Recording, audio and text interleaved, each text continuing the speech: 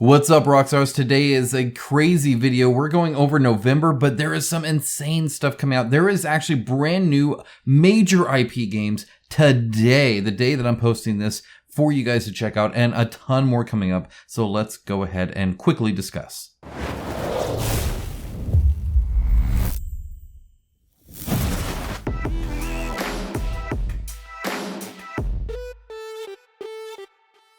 Thank you to my channel sponsor Into the AM. As a company that believes hard work and a great product is a proper way to conduct business, I am delighted to have them as part of the channel. They have some of the coolest graphic t-shirts around and an absolute best fit and feel that has continually exceeded my expectations.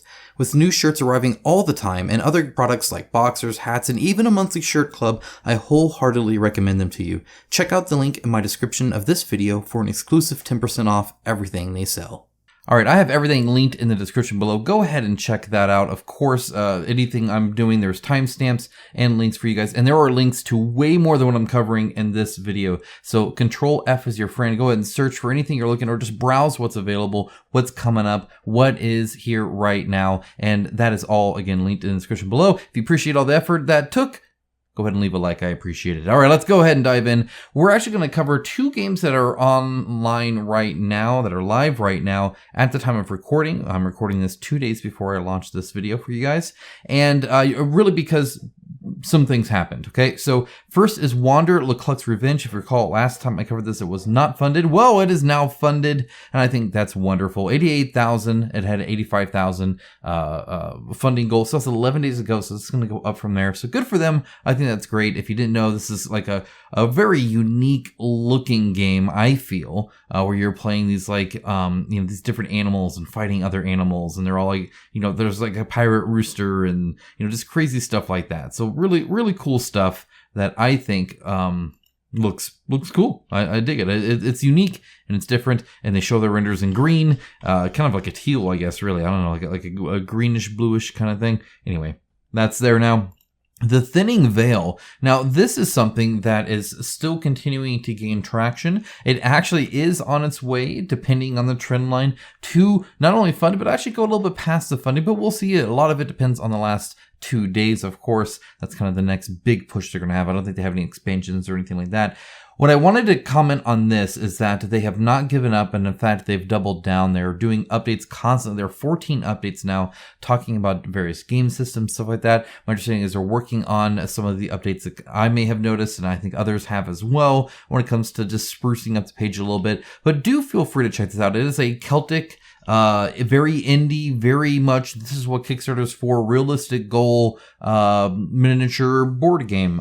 So, if you want a narrative dungeon crawl like that, this might be something for you. It has a kind of interesting activation system. It reminds me a little bit actually of Solomon Kane, where you kind of like have these different activations you can do, and that's a little randomized each turn, I believe. And so you don't know exactly what you're going to get, but once you know what you got, then you can start making plans for it, stuff like that. So seems pretty cool. And now coming up, and this is November 8th. So like today, the day I'm posting this, 2 days from now here for me, is Helionox Chronicles. Now this is a standalone solo and cooperative deck building board game for 1 to 4 players set in the Helionox universe with a full campaign mode. Now that sounds cool, and there's over 1,000 followers here. The art style looks killer. I've seen some of the art on this, and it's fantastic. I have no idea what the Helionox IP is. Should I check into that? You guys let me know. What brought 1,000 people onto this? I would love to kind of hear more about it. I'm definitely going to be checking this out with you guys. So again, that is linked down in the description below. And yeah, I'll be right there with you. So yeah, I don't know. Sounds cool though. Looks cool. Okay. Also on the 8th, so the day I'm posting this, your friendly local gaming store or online should be able to get you these two new Dark Soul standalone core sets with updated rules. Now they did a blog post talking about the rules and how it's backwards compatible and what it really is. And honestly, it uses like your pre-existing stuff. So if you have Dark Souls, what they did is they tweaked the rule set to essentially make it a little bit better for you. So for the most part, that's what you're getting there. for the rule set. But of course they came out with new bosses and minis and stuff like that. So these are super cool. They're about $100. I don't know what they'll be on retail. I just bought 2 retail games. The MSRP was $60 and then I got it. And this is like a newly available stuff. There wasn't a sale on like a store-wide sale or anything like that. I got it for $48. So like these sales happen all the time at retail. That's what's so great about retail is they'll do that. So even though it's the MSRP is 100, it might be a little bit less than this. I should be getting these. That's my goal is to get these to kind of see what SFG is up to with the Dark Souls IP, especially going into Elden Ring. We'll talk about that shortly. But there's this one here, which looks super cool. There is kind of how the game looks there, and there's some of the minis. Honestly, SFG does some pretty darn good minis. Like these are actually really nice. So definitely excited to try this one out. And then the other one is one of my favorite locations in Dark Souls 1, the Painted World. That was such a fun experience to go through. And yeah, this one does not look like it disappoints either. It looks super cool here with a lot of the really interesting minis. One of my favorite is the wheel guys, these 2 guys here. Man, I have so many fond memories of those guys. So yeah, definitely cool. Be sure to check those out as well. Again, this is retail only, by the way. Next up, Anawak is actually relaunching on the 15th. If you recall, this is a Mesoamerican skirmish game, I believe. A miniature war game is how they're calling it. And this is coming back on the 15th. It needed some sprucing up and some change and stuff like that. I think that's what they're doing. So I'll be very interested to see what they'll do. Obviously, you know, follow and or subscribe. Either way, I will let you guys know, or you guys can see exactly what's coming up with Anawak and what it looks like now. Now, perhaps the best named game in this entire video is Pest. What a great Pest. Love it. And it looks like it has a lot of pizzazz, a lot of theme, a lot of style. This is coming to Kickstarter November 22nd. This is a big day. Elden Ring's coming out then as well. And actually a few others. So I'll be mentioning those here just shortly. But Pest is very interesting. It says a competitive Euro game, action selection, resource management, engine building, 2 to 5 players, and talks about having a lot of, like interaction with players, stuff like that, which is super cool as well. And honestly, again, it just looks pretty. It's got a free capital city miniature pack, so there are going to be a few miniatures. Your Plague Doctor's going to be miniatures as well, but really you're kind of going through doing a lot of stuff. It's a very Euro game in that there's a lot of different things you can be doing. You can be doing quests, you can be, healing the sick, you can be building infrastructure, you can be doing all sorts of stuff, research, all these different things that you can do. And then whoever, of course, did the best at the end gets the most victory points, wins, typically Euro style. Yes. Okay. That being said, it looks actually pretty darn cool. It's got a lot of, like I said, a lot of good mentality around. I think the main awkwardness here is how the art looks here. I think it looks very cool. But then and I'm fine with the meeples too, but these resources here seem very cartoony. Like, do you see that bread? That bread to me looks like a cartoon, kind of almost clip art bread compared to, the Plague Doctor and the art here and stuff like this. I wish the art on the tokens matched the art elsewhere in the game, is I guess where I stand on that. Otherwise, I think this looks like actually a lot of fun. I think I would have a lot of fun playing this actually. So there's a lot going on here. It looks super cool. Feel free to check it out. If you want to see how it looks like, that's kind of the top level area. That's bird's eye view. That's your game table right there. So definitely a lot of options, a lot of different things to do, but not overly a lot too. Like it kind of reminds me of like a Dune Imperium kind of style game, right? Where you just kind of you have very many different things you can do, but it's all fairly compact. It's not like sometimes you get those Euro games that have like a bajillion things going on. It doesn't look like that at all. So that looks good. All right, next up we have Axon Protocol, also coming out on the 22nd. This is a cyberpunk 2 to 6 player shared worker placement board game.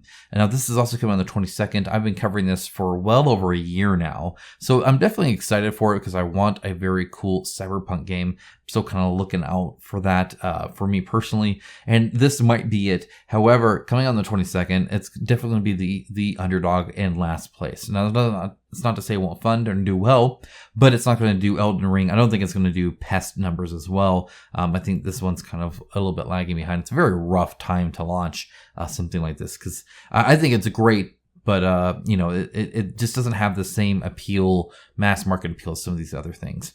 All right, moving on. We do have Elden Ring. Like I said, it's going to be on the 22nd. And again, everything's linked down in the description below. They are doing designer diaries. There's something huge with this, though, guys. I mean, like, big announcement here. So let's go in and I'm just going to summarize it here for you. I went ahead and read all this. First of all, of course, they have the samurai starting, I don't know. It's not a class. I forget I was an astrologer. Anyway, you can start out as a samurai. So that's that character. So it talks about just really, like going through bringing it to the tabletop, of course, right? And it says here, a lot of things you'll do is collect resources based on your location, okay? Trade with merchants, speak with NPCs, and of course, contend with enemy patrols. Now, none of that seems narrative. It doesn't mention anything here that's really narrative. So that is kind of interesting. But I think the narrative is kind of strewn kind of, Dark Souls style, right? From Software style. It's not like in your face. So Elden Ring does have a lot more in your face story than any of their other stuff in the past. I mean, it's definitely fairly strong in the story, which I was kind of surprised with. Talking about the combat, it's kind of funny. It mentions that you will never have blind luck, and then mentions card draws. So really, I mean, it just means no dice. And when it says blind, it's not counting card draws as blind, because then once you have the cards, you get to make choices. Now, these cards detail your attack range, power, and speed of your attacks. So you get to kind of pick and choose. Guys, I will be doing a details video on this as soon as I can. I'm going to try and get a lot more information for you guys and do a concerted details video on Elden Ring so you can go into the campaign knowing a lot more about the actual gameplay. So if you are interested in that, of course, please subscribe. Speaking of the gameplay, it is going to be a campaign driven game with storytelling and stuff like that. Obfuscated storytelling, the typical stuff. These trolls, by the way, in the game are very tall. It's kind of hard to see the scale here, but I'm assuming these miniatures are actually quite large as well. But it is going to be kind of a multi-process thing. That being said, and this is kind of the big thing here, when it talks about translating Elden Ring, it talks about there's a ton of Elden Ring. And I think it sounds like SFG has really learned their lesson from Dark Souls and is taking the necessary time with Elden Ring, which I super appreciate. For instance, it says, therefore, the first Elden Ring, the board game release. Keyword is first, as in there will be future ones.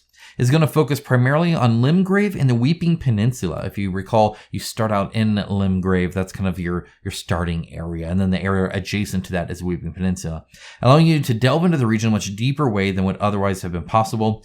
Future releases. And so this isn't, I don't even think, talking Wave 2, Wave 3 stuff. I think this is talking past this Kickstarter.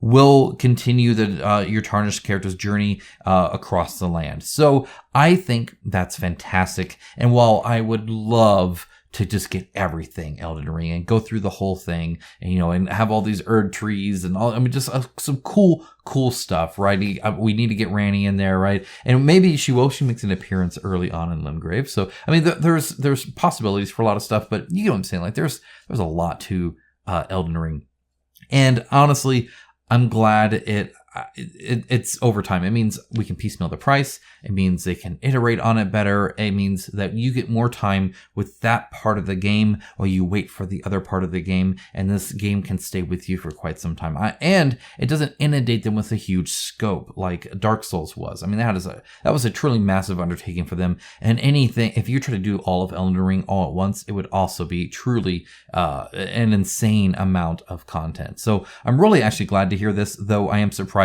to only just be hearing it in this update, but there you are. So yeah, there will be more Elden Ring in the future. This is just round 1, guys, and it's going to be good. All right, next, or last, I should say, we have Crown of Ash by Card Noir. This is a worker placement area control game for 1 to 4 players. Now, it looks actually quite interesting. The style, of course, is cool, but one thing that really drew me to this actually was this picture right here from Board Game Geek. So I was looking into this game, and lo and behold, I see this picture, and this FOMOs the crap out of me. A lot of people get FOMO'd by like a piece of, a miniature or some card or something like that. I fear missing out on some good fun. This is almost a perfect picture you can get for a, what do they call it? A worker placement area control game. Because first of all, she's smiling, laughing, having fun. And that's just great to see. And that's what, again, I want to have fun too. I don't want to miss out on all the fun, right? That's the FOMO for me, seeing people enjoy something like that. But look at these two guys. First of all, it's hilarious that they both are kind of have the same pose, but it's very authentic, kind of like a, And I feel like anytime you're trying to have a strategy game, seeing people think through their turns like this is such great advertising. I think it's fantastic. I love this picture. People are having fun. People are thinking. There's decisions to be made and strategy to be had. It also looks kind of unique. I'm assuming these are areas here. And then you have these like angled ones in between. This guy has one guy there. I'm assuming that's his. Maybe not. You can see, you can kind of place them that way. So how that works with the area control, I don't know. However, if you do want to try out, it is on Tabletop Simulator. I don't normally cover this, but I want to in the future. So moving forward in the news videos, if there is a tabletop simulator, I'm going to at least let you guys know. I might even, pop it up and let you guys know this way, kind of like this. But I want you guys to be able to, again, do as much research as you need to do to make good purchasing decisions. And letting you guys know that tabletop simulator mods are out there for the game, I think is a great thing to do. So I'm going to try and do that in the future. This is kind of the first of many, I guess I should say. And guys, with that, that's it. I mean, that's plenty for November already. Of course, there is actually more, but this is some of the new stuff, some of the big stuff I was trying to cover. And I have previously already covered, Slay the Spire and Oathsworn and all those other kind of big name ones. And even a lot of the ones that aren't big name that are failing. So feel free to check out those past videos, of course. I just did those last week. There's a lot. Q4 2022 is insane. If there's something I've missed, if there's something you think I should talk about or know about, please let us all know in the comments below. I'll be sure to check that out. And again, there is a link in the description to all of this and way more, again, in that description. So check those out as well. Guys, thank you so much. Have a great rest of your day. Take care, guys. Bye.